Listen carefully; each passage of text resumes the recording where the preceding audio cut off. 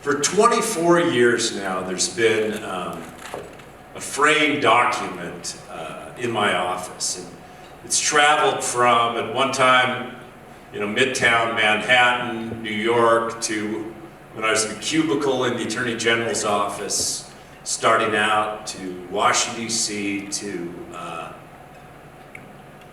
the Justice Building when I was elected AG, and for the 6 years that I've been serving as governor, it's been in the state capital.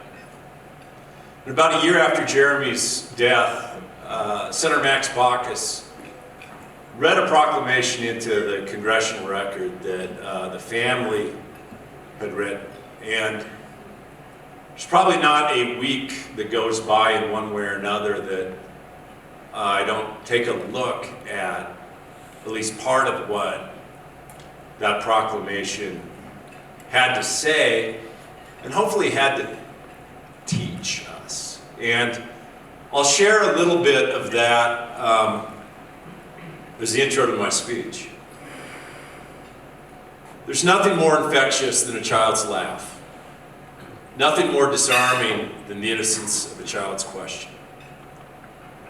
What fills the void when our children's voices can no longer be heard?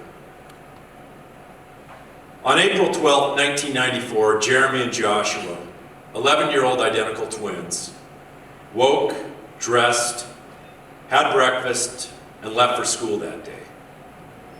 The same as any other day.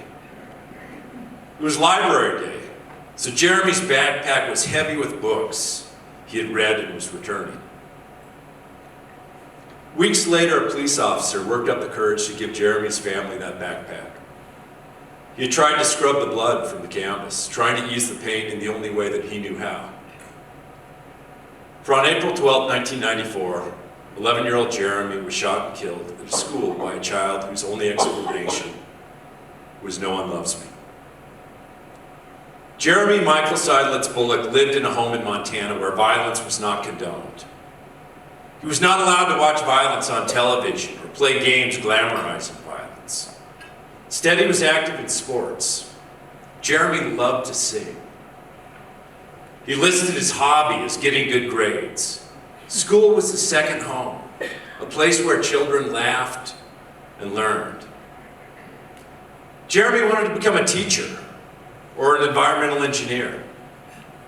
Jeremy and his brother Josh would spend hours on hikes, coming home with their pockets overflowing with garbage they picked up along the way.